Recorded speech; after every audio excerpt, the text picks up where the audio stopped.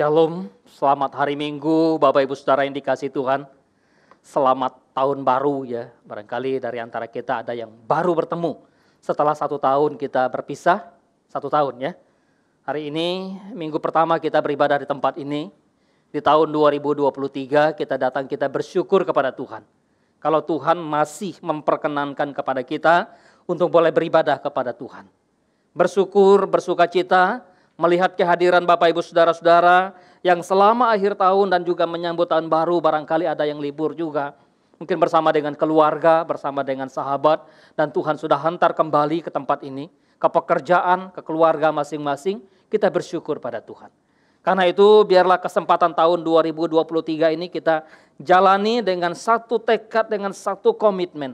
Bagaimana kita memberitakan Injil Tuhan. Kenapa kita tidak memilih tema untuk menghadapi resesi tahun 2023? Atau kenapa kita tidak memikirkan tema bagaimana menghadapi persoalan-persoalan yang sulit? Kenapa kita memikirkan memberitakan Injil, menjadi murid Kristus atau menjadi hamba Kristus lalu memberitakan Injil? Banyak gereja yang sudah mengabaikan tema bagaimana menjadi hamba Kristus. Banyak gereja yang mengabaikan bagaimana menyampaikan kepada umat Tuhan untuk memberitakan Injil Kristus. Tadi pagi sudah dibahas oleh Pendeta Gelen dari Matius pasal yang ke-28 tentang amanat agung. Tapi saya mengambil bagian yang lain. Saya melihat dari satu bagian Injil Lukas pasal yang ke-9 ayat 1 sampai ayat yang ke-6.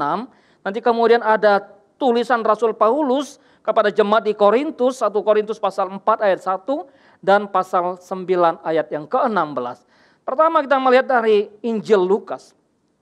Demikianlah firman Tuhan. Maka Yesus memanggil ke-12 muridnya, lalu memberikan tenaga dan kuasa kepada mereka untuk menguasai setan-setan dan untuk menyembuhkan penyakit-penyakit. Dan ia mengutus mereka untuk memberitakan kerajaan Allah dan untuk menyembuhkan orang. Katanya kepada mereka, jangan membawa apa-apa dalam perjalanan. Jangan membawa tongkat atau bekal, roti atau uang, atau 2 helai baju. Dan apabila kamu sudah diterima dalam suatu rumah, tinggallah di situ sampai kamu berangkat dari situ. Dan kalau ada orang yang tidak mau menerima kamu, keluarlah dari kota mereka dan kebaskanlah debunya dari kakimu sebagai peringatan terhadap mereka. Lalu pergilah mereka dan mereka mengelilingi segala desa sambil memberitakan Injil dan menyembuhkan orang sakit di segala tempat. 1 Korintus pasal 4 ayat 1. Demikianlah hendaknya orang memandang kami sebagai hamba-hamba Kristus yang kepadanya dipercayakan rahasia Allah. Karena jika aku memberitakan Injil, aku tidak mempunyai alasan untuk memegahkan diri. Sebab itu adalah keharusan bagiku. Celakalah aku jika aku tidak memberitakan Injil. Bapak Ibu Saudara-saudara yang terkasih di dalam nama Tuhan Yesus Kristus. Setelah masa pandemik lewat, lapangan pekerjaan begitu susah, banyak orang yang di PHK. Maka ketika pandemik mulai membaik, mulai pulih, kemudian kondisi ekonomi mulai bangkit, lapangan pekerjaan juga mulai ada, lowongan-lowongan pekerjaan ada, maka tidak sedikit orang berusaha untuk mencari atau melamar pekerjaan. Bersyukur kalau dia diterima. Bersyukur kalau ia diterima dalam satu pekerjaan atau dalam satu perusahaan. Tetapi ketika dia menjadi seorang karyawan di tempat di mana dia bekerja tentu berbeda dengan konteks menjadi seorang hamba. Kalau karyawan dia dapat gaji, dia masih punya hak. Tapi bagaimana kalau hamba? Menjadi hamba siapa yang mau, siapa yang suka? Karena itu tidak mudah untuk menjadi seorang hamba. Hamba, orang menjadi hamba kalau dia kalah perang, ditawan karena tidak berdaya lagi. Siapa yang menang? Siapa yang kalah? Yang menang menawan yang kalah. Yang kalah menjadi hamba dari yang menang. Itu prinsip di dalam kehidupan umat atau orang-orang pada zaman itu. Sehingga tidak heran kalau bangsa Israel berperang, lalu mereka menang, maka bangsa-bangsa yang dikalahkan oleh mereka menjadi hamba mereka. Kalau kita membaca dalam surat atau dalam kitab Yosua, kitab Samuel, atau kitab raja-raja, itu terjadi di sana. Atau sebaliknya, kalau orang Israel karena ketidaksetiaan mereka kepada Tuhan, lalu mereka berperang dan mereka dikalahkan oleh bangsa-bangsa yang tidak mengenal Allah, maka mereka juga ditawan. Mereka juga menjadi hamba. Karena itu tidak heran kalau mereka kalah karena ketidaksetiaan mereka, maka Allah pun bangkit dan menghukum umat atau menghukum orang-orang yang menawan mereka. Hamba tidak berdaya, hamba tidak punya hak, hamba terjual. Karena itu ketika orang menjadi hamba, kenapa menjadi hamba? Karena kondisi yang ada di titik yang terendah. Orang menjadi hamba di dalam prinsip firman Tuhan. Mereka menjadi hamba ketika mereka berada di dalam titik terendah. Titik di mana mereka tidak berdaya lagi. Kalau kita membaca misalnya kisah seorang anak bungsu yang pergi lalu meminta harta, lalu pergi menghabiskan harta yang diberikan oleh ayahnya. Lalu ketika dia sudah tidak lagi punya harta kekayaan, dia sudah tidak lagi punya modal, dia sudah tidak lagi punya kehidupan. Lalu ketika dia sadar bagaimana dia menjadi seorang hamba di salah satu perusahaan yang pada waktu itu adalah bagaimana peternak babi. Tapi ketika peternak babi itu kemudian mempekerjakan dia dan dia tidak diberi makan sampai dia ingin makan makanan yang diberikan kepada babi itu. Dia sadar, di rumah ayahku ada banyak karyawan di sana. Aku ingin kembali ke sana. Sekalipun aku harus menjadi hamba dari ayahku. Orang menjadi hamba kalau ia berada dalam titik di mana dia tidak berdaya lagi. Titik yang terendah. Untuk apa? Untuk menyambung kehidupannya. Untuk menyambung bagaimana kehidupannya bisa berlangsung. Agar hidupnya bisa bertahan, maka paling tidak dia menjadi hamba. Karena itu tidak heran bagaimana pada zaman Perjanjian Lama ada orang-orang yang kemudian ya menjual dari orang-orang di sekitar mereka atau menjual keluarga mereka untuk menjadi hamba. Untuk menyambung kehidupan, kalau itu pun sudah pilihan yang terakhir. Kalau kita membaca kisah bagaimana seorang janda yang ditinggalkan oleh suaminya meninggal dan tidak punya kekuatan, tidak punya daya lagi untuk membayar hutang mereka. Maka penagih hutang berusaha datang kepada mereka dan kalau mereka tidak membayar, anak-anaknya akan menjadi hamba, akan menjadi budak. Itu pilihan yang terakhir. Oleh sebab itu bagaimana ketika hamba pada waktu itu lalu tidak punya hak atas diri mereka. Mereka disamakan dengan barang, dengan benda yang bisa diapa sajakan oleh seorang tuan mereka. Mereka nggak punya hak, nggak bisa menuntut. Nggak seperti zaman sekarang. Ada HAM. Wah, kalau diperlakukan tidak baik, tidak benar oleh majikan, sekarang bisa mengadu. Tapi tidak, di dalam zaman itu mereka betul-betul tidak punya hak. Kalau hamba sakit, kalau kita membaca dalam 1 Samuel pasal yang ke-30 misalnya. Ada hamba yang sakit yang kemudian tidak lagi dipakai, tidak lagi dibawa oleh tuannya. Maka dibiarkan, ya mati ya mati. Atau kalau kita membaca dalam kisah bagaimana antara Onesimus dan Filemon. Bagaimana Filemon ketika hambanya bernama Onesimus itu. Yang sebetulnya tidak tahu melarikan diri atau memang sudah tidak lagi dipakai. Itu sudah tidak dipergunakan lagi oleh tuannya, maka dibuang pun bisa. Sehingga hamba disamakan dengan barang-barang, dengan benda-benda. Kalau benda mati ya disamakan dengan manusia, di mana sih nilai manusia. Oleh sebab itu bagaimana ketika orang menjadi seorang hamba. Maka ketika menjadi hamba bagaimana Kristus sebetulnya yang memulai mengajar kita untuk menjadi seorang hamba. Kristus dalam inkarnasinya mengambil rupa menjadi seorang hamba. Betapa Kristus yang adalah mulia, yang mencipta, yang punya segalanya. Tapi dia rela datang menjadi seorang hamba. Hamba yang tidak punya apa-apa. Lahir pun di kandang yang hina, kita sudah peringati Natal. Paulus mencatat itu di dalam suratnya kepada jemaat di Filipi. Dia yang dalam kesetaraan dengan Allah tidak mempertahankan dirinya sebagai yang setara dengan Allah, tapi mengosongkan diri, merendahkan diri, dan bahkan menjadi hamba yang begitu hina. Tentu dalam perjanjian lama, Yesaya mencatat hamba yang menderita yang dikenakan kepada Kristus. Karena itu di dalam suratnya Paulus juga seringkali memakai istilah kami ini adalah hamba-hamba Kristus. Hamba-hamba yang ditebus oleh Kristus. Bukan karena kehendak mereka menjadi hamba. Kalau manusia melamar kepada Kristus untuk menjadi hamba Kristus, saya pikir tidak ada dari antara kita yang masuk kualifikasi, diterima. Kamu layak menjadi hambaku. Kamu aku terima menjadi hambaku. Enggak. Termasuk Paulus sebagai orang yang hebat, orang yang cerdas, orang yang pintar di bawah didikan guru Gamaliel yang begitu luar biasa. Maka dia tidak pernah melamar untuk menjadi hamba Kristus. Tidak. Ketika dia menjadi hamba Kristus, pertobatannya itu ketika ia berusaha untuk menganiaya umat Tuhan. Menganiaya murid-murid Kristus.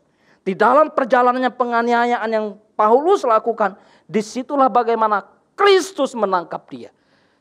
Itu menjadi satu titik balik kehidupan yang begitu luar biasa untuk menjadi seorang hamba Kristus. Oleh sebab itu bagaimana menjadi hamba Kristus? Pertobatan kita adalah pertobatan untuk menjadi seorang hamba. Mendengarkan dan melayani. Mampu mengubah kepentingan dan keinginan pribadi diri.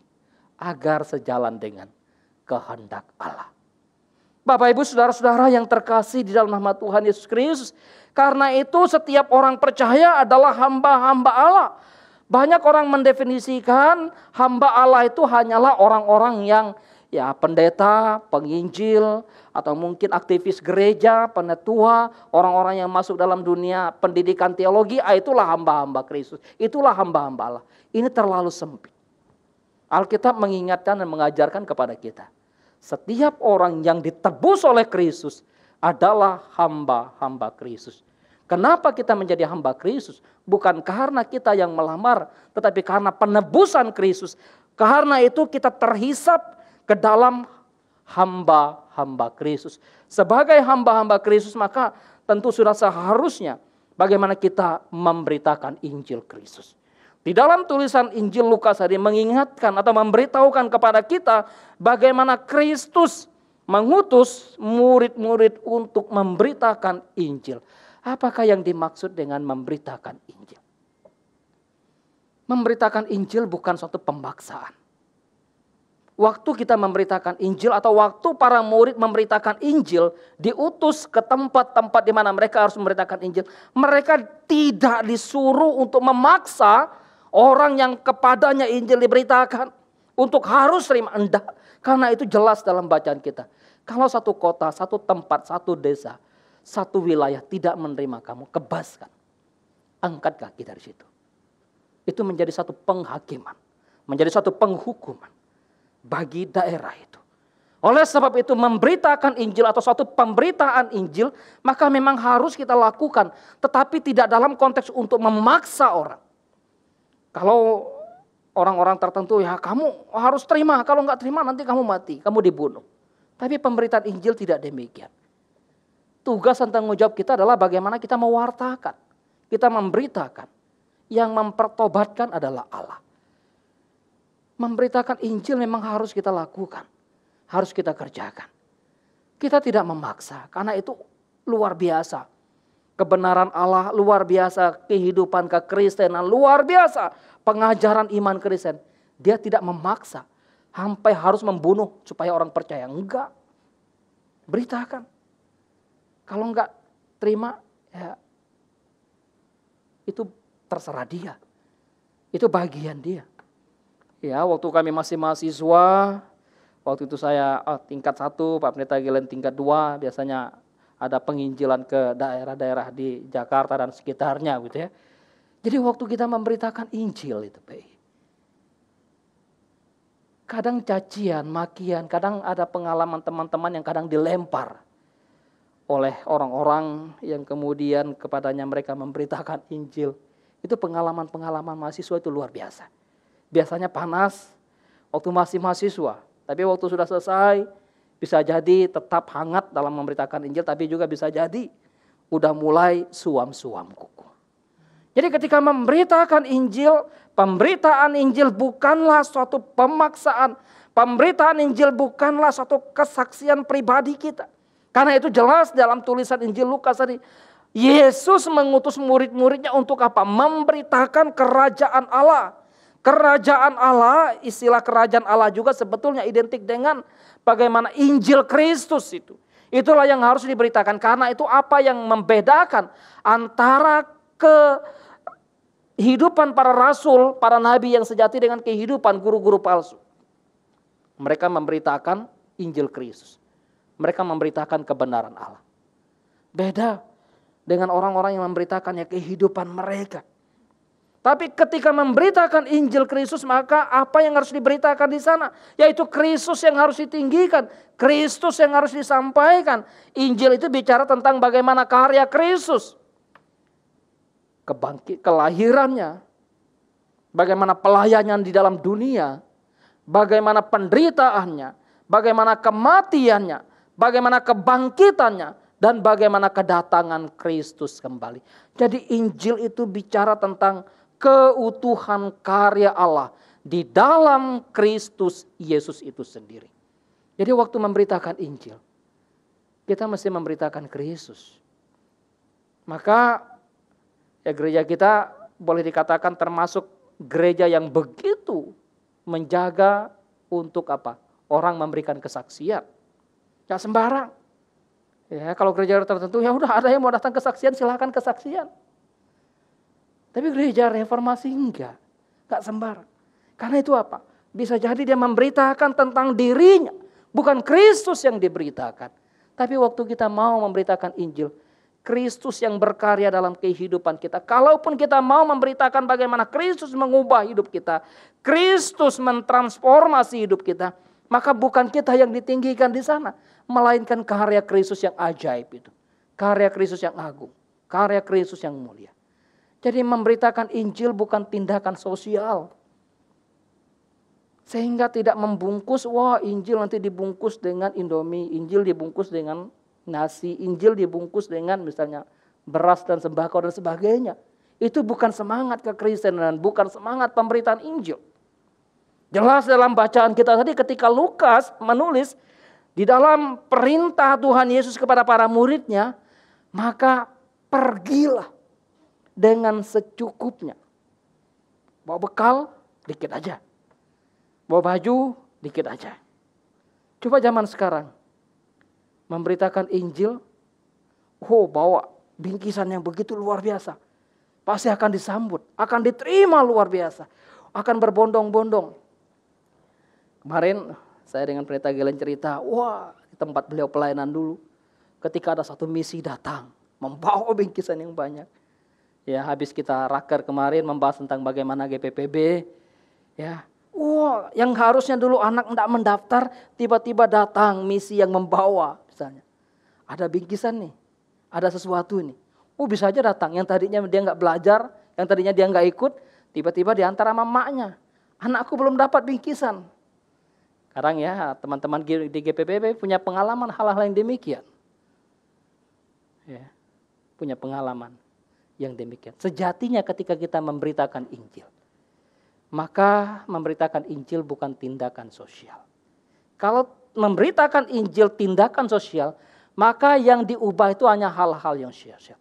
Sementara pemberitaan Injil itu nanti akan merubah seluruh kehidupan manusia. Yes, kalau kita sudah mengalami suatu pembaharuan, kita menjadi orang yang bermurah hati, itu beda hal. Itu beda, ya.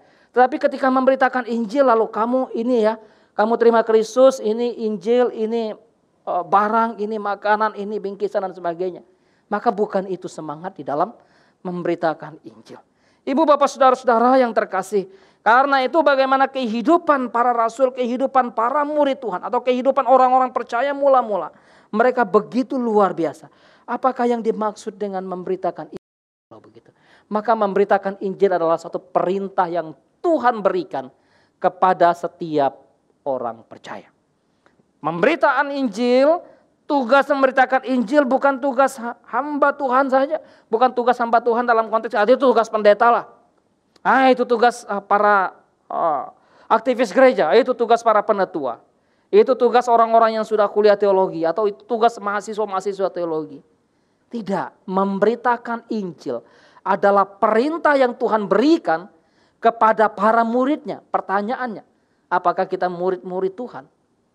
Kalau kita adalah murid-murid Tuhan, maka kita adalah orang-orang yang menerima perintah itu untuk menjadi pemberita Injil. Di mana kita memberitakan Injil? Tentu saja di mana kita ada. Kita bisa memberitakan Injil di kampus kita. Kita bisa memberitakan Injil di pekerjaan kita. Kepada karyawan kita. Bahkan mungkin kepada majikan kita. Kepada pimpinan kita. Kepada orang-orang di sekitar kita, kita bisa memberitakan Injil itu. Jadi pemberitaan Injil atau memberitakan Injil sebagai satu pertanggungjawaban iman. Orang percaya. Sebagai orang yang beriman kepada Kristus, maka Petrus mengingatkan. Berilah pertanggungjawaban kepada orang-orang yang menuntut pertanggungjawaban iman daripada kamu. Ini bagian dari satu pemberitaan Injil. Bagaimana kita mempertanggungjawabkan iman kita, mempertanggungjawabkan Injil yang dianugerahkan Allah kepada kita. Maka sebagai orang yang beriman sungguh, beriman sejati, bagaimana kita bertanggung jawab dengan iman yang Tuhan anugerahkan dengan cara apa? Beritakan Injil. Beritakan Injil sebagai satu pertanggungjawaban iman. Jadi iman yang Tuhan anugerahkan kepada kita tidak hanya kemudian kita terima, kita nikmati, kita simpan, lalu kita tidak bagi, kita tidak share. Kita mesti share. Kita mesti bagi sehingga apa? Orang-orang juga mengalami kasih Allah. Mengalami kemurahan Allah.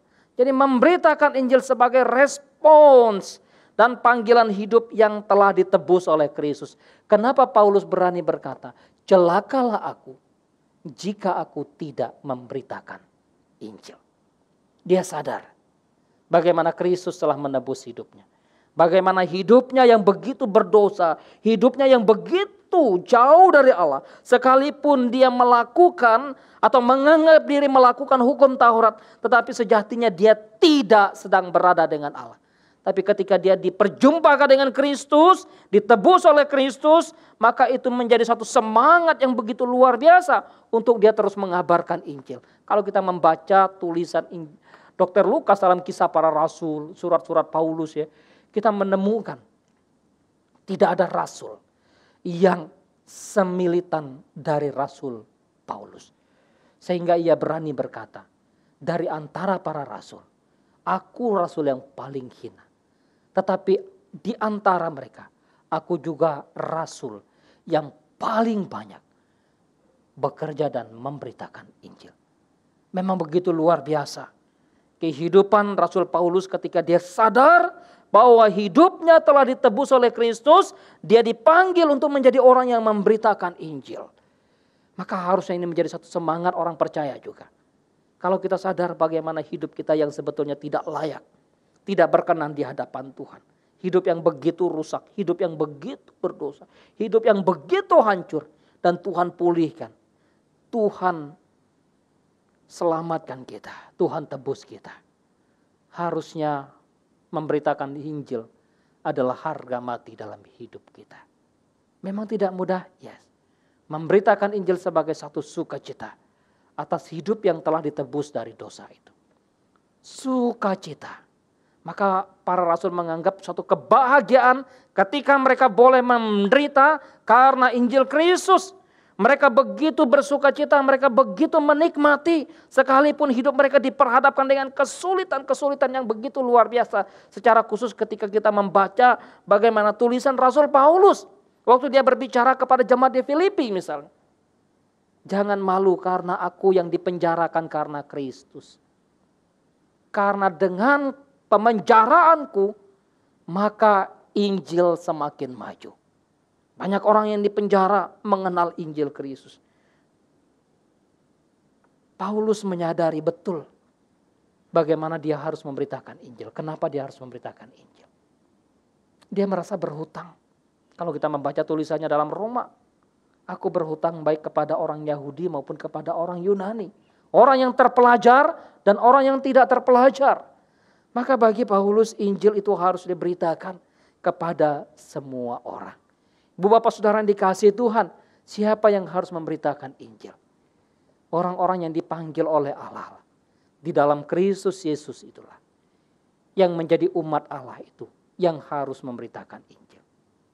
Maka di tahun 2023 ini, kenapa kita memulai dengan menjadi hamba Kristus dan harus memberitakan Injil? Injil menjadi jawaban yang diperlukan oleh dunia. Ketika dunia mengalami kondisi ekonomi yang sulit, tentu dunia perlu ekonomi dipulihkan. Ketika dunia menghadapi sakit penyakit, pandemik, tentu orang akan bergumul bagaimana supaya sembuh. Tetapi jangan lupa, sejatinya semuanya yang utama adalah bagaimana Injil itu harus diberitakan dan orang-orang harus mendengar Injil Kristus. Hanya dengan pemberitaan Injil Kristus yang dilakukan oleh para murid yang notabene-nya para pelayan yang begitu sederhana. Para nelayan yang dipanggil oleh Yesus mampu menggemparkan seluruh kehidupan keberagamaan Yahudi. Mampu menggemparkan seluruh keberadaan politik Romawi pada waktu itu. Apa yang membuat dunia gempar? Apa yang diperlukan oleh dunia? Injil. Kenapa Kristus datang ke dalam dunia? Tidak menjadi seorang ekonom. Kenapa Kristus datang ke dalam dunia? Tidak menjadi seorang raja yang berpolitik begitu luar biasa. Kenapa ketika Kristus datang ke dalam dunia? Ia menjadi seorang hamba yang rela menderita. Dan membawa Injil kepada hidup manusia. Memberitakan Injil harus berhubungan dengan cara bagaimana kita berelasi dengan Allah. Harus berhubungan dengan cara bagaimana kita berelasi dengan orang percaya. Sehingga apa? Yohanes mencatat, demikianlah orang di sekitar kamu tahu. Kalau kamu itu adalah muridku. Ibu bapak, dan biarlah kita terus diingatkan oleh Tuhan. Bagaimana kehidupan kita sebagai pemberita Injil. Pentingkah memberitakan Injil? Haruskah kita memberitakan Injil? Iya. Kenapa memberitakan Injil? Banyak motivasi orang memberitakan Injil. Tidak selamanya motivasi orang memberitakan Injil itu adalah motivasi yang tulus, motivasi yang murni. Paulus sendiri sudah mencatat. Orang yang memberitakan Injil karena dengki ada. Waktu mereka memberitakan Injil karena dengki, mereka pikir dengan memberitakan Injil, lalu orang menjadi percaya kepada Injil yang mereka beritakan, lalu hukumanku diperberat. Maka Paulus katakan, enggak apa-apa. Mereka memberitakan dengan dengki, mereka memberitakan dengan atau karena perselisihan. Itu yang dicatat di dalam surat Paulus kepada jemaat di Filipi. Memberitakan Injil karena kepentingan diri, karena perut, karena makanan. Banyak sekali motivasi orang kenapa mereka memberitakan Injil. Tetapi itukah yang menjadi tujuan kita sebagai umat Tuhan, sebagai orang percaya, sebagai hamba-hamba Kristus ketika kita memberitakan Injil? Tidak. Kita memberitakan Injil karena hidup kita telah diubahkan oleh Injil. Ketika orang sadar bahwa hidupnya sudah diubahkan oleh Injil, maka memang sudah seharusnya dia memberitakan Injil. Kalau kita tahu ya di satu restoran yang begitu enak, maka kita pasti akan share, bagi, infokan ke teman-temannya. Kalau kita tahu, oh di sini kopinya enak banget, pasti kita akan infokan, kita akan bagi, kita akan share. Ketika kita diubahkan oleh Injil, hidup kita diubahkan oleh kebenaran Allah, maka memang sudah seharusnya juga kita membagikan, memberitakan Injil itu. Orang memberitakan Injil karena apa? Karena cinta kasih. Itu yang harus menjadi bagian dalam hidup kita. Kenapa? Karena ada cinta kasih yang begitu luar biasa. Kristus datang ke dalam dunia, bahkan menjadi pemberita Injil kalau kita membaca tulisan dalam Injil. Dan para rasul memberitakan Injil kenapa? Karena mereka memiliki kasih. Memberitakan Injil karena kasih. Kasih yang seperti apa? Kasih yang bagaimana? Yang mendorong orang untuk memberitakan Injil. Kasih melihat jiwa-jiwa yang terabaikan, yang terlantar, Kalau kita membaca Injil Lukas pasal yang ke-10, kita akan menjumpai di sana. Lukas menulis, tuaian memang banyak, pekerja sedikit. Mintalah kepada sang pemilik tuaian itu, supaya ia mengirimkan pekerja untuk menuai jiwa-jiwa yang ada. Lihatlah jiwa-jiwa di sekitar kita. Tidakkah kita mengasihi mereka? Tidakkah kita tergugah dengan jalan hidup mereka? Kadang di lorong Tanah Tinggi, kalau pas libur saya sengaja jalan. Kadang saya mampir di tukang yang memperbaiki sepeda, nongkrong sama orang tua di situ. Ngobrol sambil membangun satu relasi di sana. Ngobrol sambil lalu bercerita bagaimana prinsip-prinsip kehidupan Kristen. Saya melihat banyak orang yang beraktivitas pagi, siang, dan malam. Nggak tahu arah tujuan hidup mereka bagaimana. Mereka memerlukan Injil. Mereka memerlukan keselamatan. Kasihan. Harusnya kita mengasihi mereka. Karena itulah yang mendorong kita untuk memberitakan Injil. Itulah yang mendorong Kristus datang ke dalam dunia. Kenapa? Karena kasih Kristus terhadap jiwa-jiwa kita yang begitu menderita karena dosa yang binasa itu. Mengapa kita harus memberitakan Injil? Tentu ada satu kerinduan, ketaatan kepada satu amanat agung yang Tuhan berikan. Sekiranya kita betul-betul mentaati amanat agung, taat kepada amanat yang Kristus berikan, maka kita akan memberitakan Injil, melakukan apa yang menjadi kehendak Tuhan, mengasihi orang-orang yang terhilang. Lihat betapa banyak jiwa-jiwa yang terhilang, yang sebetulnya memerlukan uluran tangan kasih kita, memerlukan uluran cinta kita, memerlukan suara kita untuk menyampaikan kabar baik kepada mereka. Dan tentu ada dorongan kasih Allah yang begitu luar biasa yang mendorong kita. Di dalam bacaan kita tadi sebetulnya ketika memberitakan Injil, sebagai hamba yang memberitakan Injil di sana, ada otoritas dan kuasa yang menyertai para anak-anak Allah ketika mereka memberitakan Injil. Ada kuasa, ada otoritas. Karena itu di dalam amanat agung ada satu penyertaan Tuhan yang begitu luar biasa. Yesus berkata kepada para muridnya, aku menyertai kamu senantiasa sampai kepada akhir zaman. Tapi seringkali memang kita diperhadapkan dengan ketakutan, kegentaran di dalam memberitakan Injil. Takut nanti ditolak, takut nanti persahabatan rusak, takut nanti mungkin pekerjaan terganggu dan sebagainya.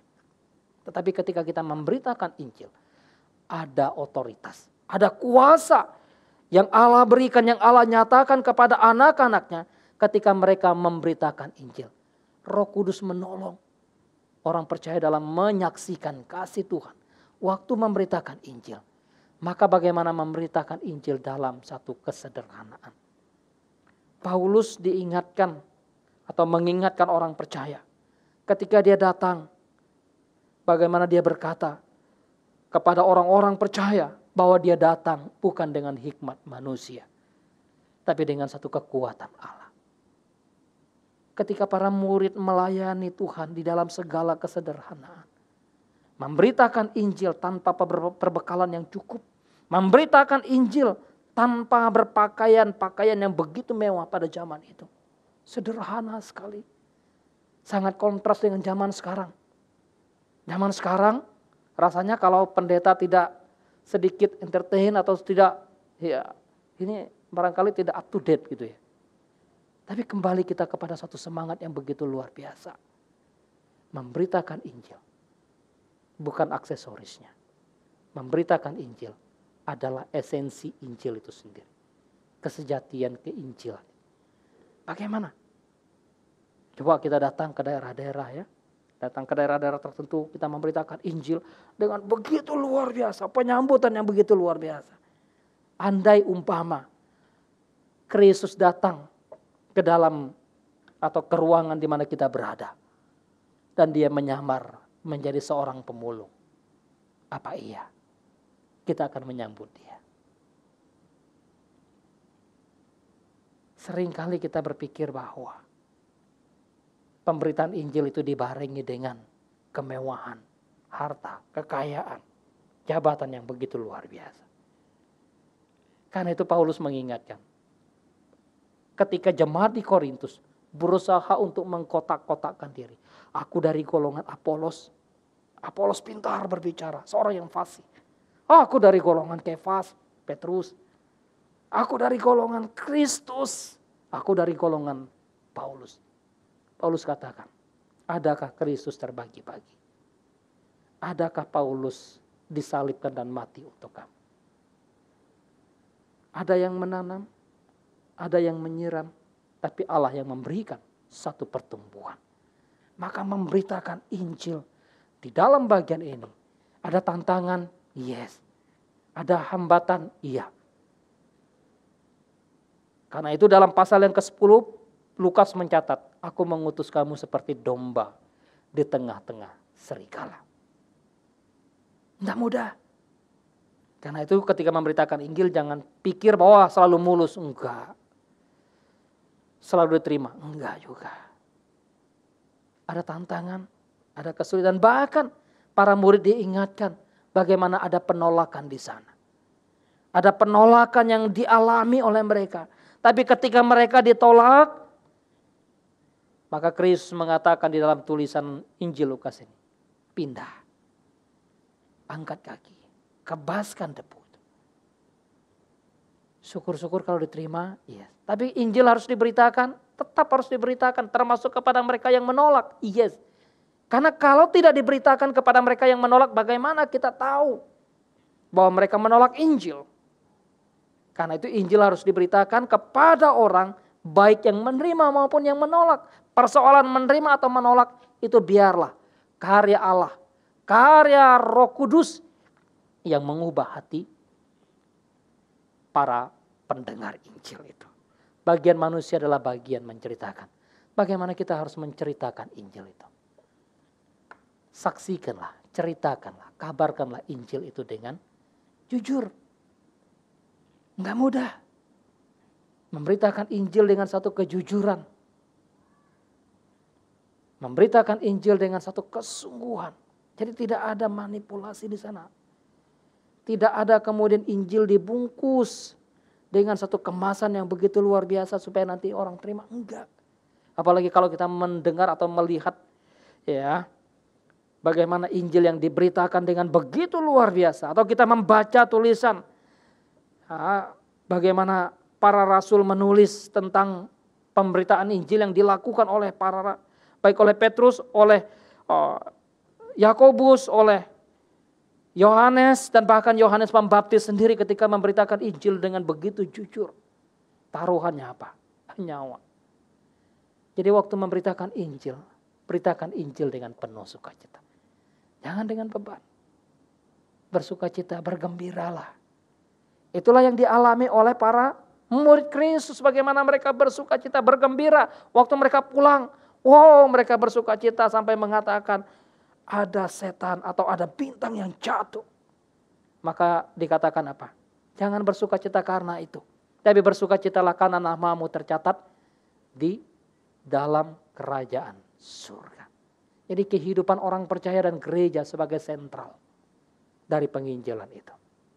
Kita bisa percaya kepada Kristus. Ingat, tentu ada orang yang memberitakan Injil kepada orang tua kita, mungkin kepada opa oma kita, kepada generasi-generasi yang sebelumnya. Atau kalau kita baru menerima Injil, maka jangan lupa bahwa ada orang yang memberitakan Injil kepada kita. Terkadang yang menjadi problem adalah bagaimana Injil yang kita beritakan. Orang memberitakan Injil, tapi Injil yang diberitakan Injil yang bagaimana? Apakah memberitakan Injil kemakmuran? Orang akan suka, orang akan menikmati, orang akan senang kalau Injil yang diberitakan adalah Injil yang membawa satu kemakmuran. Injil yang seperti apa yang diberitakan yang seharusnya? Apakah hanya Injil yang membawa kesembuhan fisik? Oh, kalau Injil membawa kesembuhan fisik, saya akan mendengar dan saya akan datang ke sana. Kalau Injil itu membawa kemakmuran, membawa kelimpahan dan bahkan membawa pekerjaan lebih baik, saya akan datang dan mendengarkan.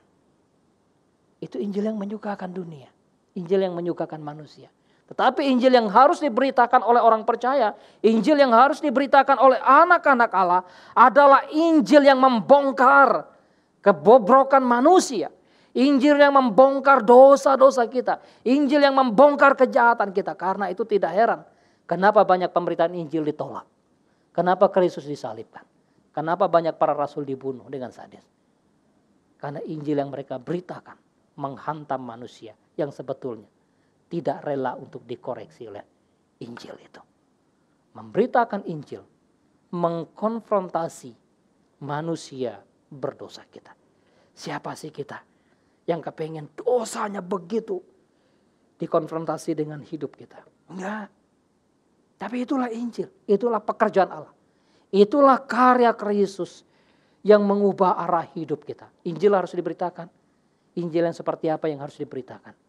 Injil yang harus mengubah arah hidup kita. Mentransformasi hidup kita. Mereformasi hidup kita untuk kembali kepada Allah. Membawa kita kembali kepada Tuhan. Ingat, orang percaya tidak hanya dipanggil untuk beribadah di hari Minggu. Tapi kita dipanggil untuk menjadi saksi Kristus. Memberitakan Injil Kristus di hari-hari hidup kita. Dalam keluarga, mungkin kepada orang tua, kepada anak, kepada sahabat, kepada rekan kerja kita. Bagi orang yang percaya, Injil ketika diberitakan kepada mereka untuk membawa mereka datang kepada Kristus dan mengalami satu perjumpaan pertobatan. Tapi bagi kita orang yang sudah hidup dalam Kristus, Injil itu perlu diberitakan? Yes, untuk apa? Menguatkan kita, menguatkan iman, meneguhkan panggilan kita. Sehingga dengan demikianlah bagaimana kita hidup sebagai umat-umat Tuhan. Hidup sebagai hamba-hamba Kristus yang menyukakan hati Kristus. Dan biarlah firman ini mengingatkan kita, membakar semangat kita, menggairahkan kita sebagai orang percaya untuk apa? Yuk, mari kita beritakan Injil. Ada orang yang kita beritakan Injil, kita tahu namanya, kita doakan. Kadang kita catat ya, kita doakan. Mungkin kita telepon, say hello dengan mereka, kita komunikasi dengan mereka. Dan biarlah Tuhan yang memberkati pemberitaan Injil kita. Tuhan menolong, Tuhan memberkati kita. Saya sampai di sini. Kalau ada satu atau dua ya pertanyaan atau ada yang ingin disampaikan.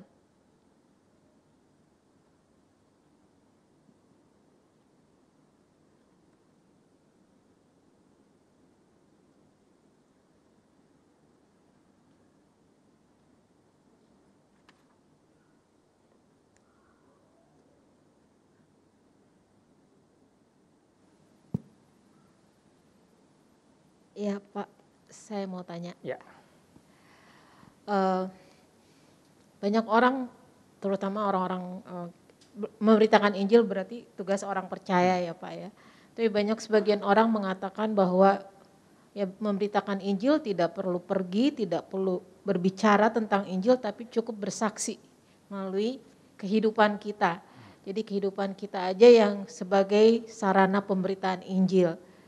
Tapi kalau didengar dari renungan pada hari ini tadi, kita harus pergi, kita harus menyampaikan, kita harus menceritakan gitu. Jadi kita harus melakukan tindakan menceritakan. Menurut Bapak bagaimana itu? Iya, terima kasih Bu Sri. Memang metode-metode memberitakan Injil itu banyak sekali. Ya, kita tentu melalui kata-kata kita bisa memberitakan Injil. Tapi juga bisa melalui hidup kita ketika orang tidak berkata-kata, misalnya saja. Dia nggak bisa berkata-kata, apakah dia harus berhenti memberitakan Injil? Kan tidak juga. Ya, tapi ketika memberitakan Injil melalui kata-kata, tapi kehidupan tidak mencerminkan kata-kata, itu kan juga berbahaya. Karena itu orang mengatakan juga ya, beritakan Injil lewat kehidupan keseharianmu. Tanpa kamu harus berkata, mungkin orang akan melihat dari kehidupanmu. Juga bisa menjadi alat di dalam pemberitaan Injil. Tapi paling tidak ketika kita tahu sesuatu yang baik, tahu sesuatu yang benar, maka adalah pikir bahwa baik untuk kita menyampaikan juga. Apalagi zaman sekarang media sangat terbuka. Ya, media begitu terbuka untuk kita memberitakan Injil. Ya. Sebelum orang main di YouTube, Gereja Reformasi Indonesia, almarhum Pendeta Bigman Sirait sudah memposting, membawa atau mencemplungkan khotbah-khotbah di YouTube itu luar biasa. Karena itu begitu banyak metode cara yang kita bisa pakai untuk memberitakan Injil. Ketika kita memberitakan Injil kepada anak-anak kita yang belum mengerti berbahasa dengan bahasa kita. Tapi waktu kita memberitakan Injil dengan cara bagaimana kita mengajak mereka berdoa, mengajak mereka untuk membaca firman, dan mereka akan melihat dan mengetahui juga melalui hal itu. Ya. Oleh sebab itu tentu banyak hal, tetapi juga orang pikir, oh nanti kalau melalui kata-kata, oh nanti orang akan tersinggung dan sebagainya. Tapi kalau melalui kehidupan aja, ya bisa iya dan bisa tidak juga. Jadi sangat-sangat mungkin bagaimana kita memberitakan Injil dengan berbagai metode. Seorang perempuan Samaria yang sudah berjumpa dengan Yesus, dia pergi ke kota Samaria dan menyampaikan ada seorang Mesias, mungkin itu adalah Kristus, Mesias yang berjumpa dengan aku. Resikonya ada, pasti ada. Risiko orang kemudian tidak percaya kepada pemberitaannya ada, mungkin ada. Tapi ada kerinduan, ada satu panggilan juga untuk memberitakan Injil melalui kata kita. Apalagi kalau sudah dekat dengan teman, dengan sahabat. Ya, lalu bagaimana menceritakan kasih Kristus. Ya, tentu tidak membawa mereka atau tidak mengkristenkan mereka. Tapi paling tidak memperkenalkan Kristus yang mengubah kehidupan kita kepada mereka. Ya, kalau nanti kristenisasi, wah salah lagi misalnya ya. Ada hal-hal lain lagi. Tapi paling tidak, ya, kita mau tidak mau, kita harus menyampaikan. Mau tidak mau, kita harus menyaksikan Kristus dengan cara seperti apapun. Dengan cara bagaimanapun. Biar orang tahu, orang mengenal. Karena itu di dalam bagian lain bahwa ya waktu orang menyalakan pelita, menyalakan lampu, dia tidak akan menaruh di bawah kaki gantang, tapi di atasnya. Supaya apa? Kelihatan. Demikian juga dengan Injil. Injil itu nggak boleh ditutupin. Harus di-share, harus dibagi. Harus dikumandangkan. Kalau kita menyanyikan lagu kemarinnya, hai siarkan di gunung ya, di bukit dan dimanapun juga. Misalnya, penting. Ya, jadi sama-sama bisa. Tuhan bisa pakai, bisa sekali. Bisa pakai hidup kita yang tanpa berkata-kata, kemudian orang bisa melihat, mengamati, dan pada akhirnya orang akan mencari dan meneliti, bertanya, kenapa kehidupan kamu kok seperti begitu? Apa yang menjadi rahasia? Mau tidak mau, dia akan bertanya dan kita perlu menjawab. Tanya, kok ibu sabar sekali sih menghadapi karyawan yang begitu luar biasa? Jahat sama ibu misalnya. Nanti lama-lama dia tanya, apa yang membuat ibu demikian? Share iman kan? Cerita lagi. Ya, thank you.